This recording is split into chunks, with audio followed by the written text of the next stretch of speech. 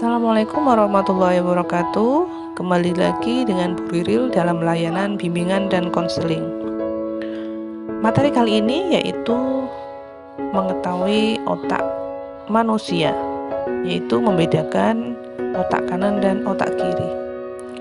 Otak manusia adalah struktur lunak yang dilindungi oleh tengkorak, berpikir, berbicara, merasa, melihat, mendengar, bernafas, dan membuat memori. Otak adalah salah satu organ terpenting dalam tubuh manusia.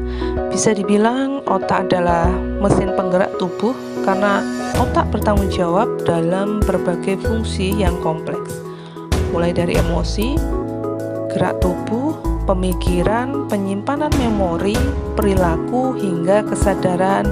Anda semua diatur oleh otak, saraf dalam otak. Sebagai pusat komando tubuh, jika Anda melihat anatomi otak lebih jauh, organ ini menjadi dua bagian atau yang disebut dengan hemisfer otak. Secara umum, otak sisi kanan atau hemisfer kanan mengendalikan sisi kiri, dan otak sisi kiri atau hemisfer kiri mengendalikan sisi kanan tubuh Anda. Meskipun kedua bagian otak manusia tampak mirip, tetapi fungsinya berbeda. Perbedaan fungsi otak kanan dan otak kiri ini pertama kali diungkapkan oleh pemenang Nobel Prize Roger Waldorf Sperry lewat penelitiannya pada tahun kurang lebih 1960-an. Lebih lanjut, berikut adalah perbedaan fungsi kedua bagian otak tersebut. Yang pertama yaitu otak kanan. Otak kanan merupakan bagian paling baik untuk mengerjakan tugas yang berhubungan dengan kreativitas dan sesuatu yang ekspresif.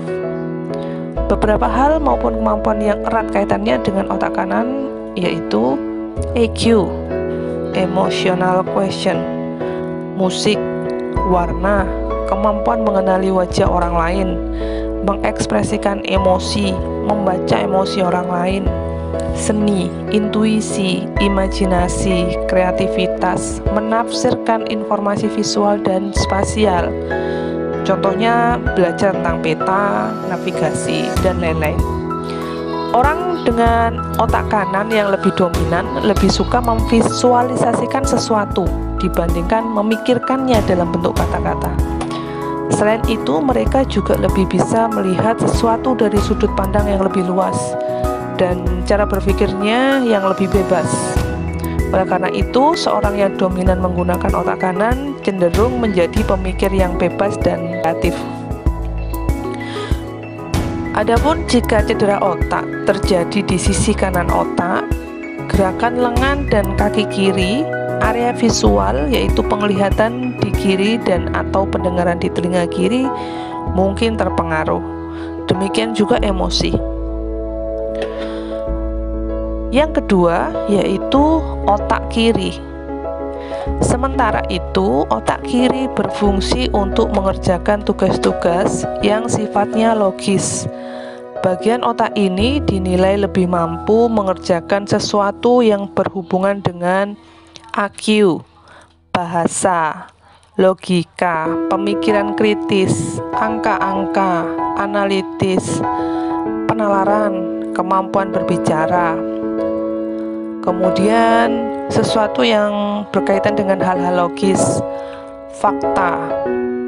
Kelompok individu dengan dominasi otak kiri dipercaya lebih detail dan cenderung bekerja berdasarkan data dan fakta. Oleh karena itu, orang-orang yang berotak kiri disebut cenderung lebih kuantitatif dan analitis. Mereka juga senang berpikir dalam kata-kata dibandingkan visualisasi. Golongan orang ini diyakini lebih memperhatikan hal detail dan berpikir menggunakan logika.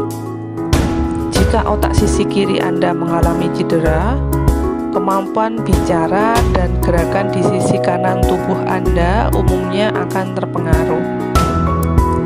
Hal ini dapat diamati pada seorang yang mengalami kerusakan otak bagian kiri, seperti stroke, yang kerap menyebabkan kesulitan pada produksi bahasa atau disebut afasia. Adapun kerusakan serupa pada belahan otak kanan jauh lebih kecil kemungkinannya menyebabkan afasia. Pentingnya otak terbagi ke dalam dua bagian ya.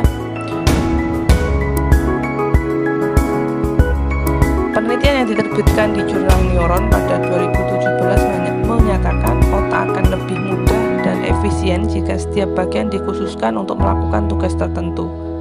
Hal ini juga mempermudah otak untuk melakukan beberapa tugas secara bersamaan atau multitasking. Sebagai contoh, satu bagian otak berperan untuk berbicara, lalu bagian lain berperan dalam mengenali wajah, tempat, benda, dan menjaga keseimbangan Anda. Selain itu, ada juga keuntungan lain dari pembagian dua sisi otak. Sebagai contoh, pada penelitian manusia juga memperkirakan bahwa pembagian otak tersebut bermanfaat bagi pengembangan keterampilan kognitif, termasuk mempengaruhi IQ, kefasihan bicara, dan kemampuan membaca. Lantas bagaimana cara mengoptimalkan otak?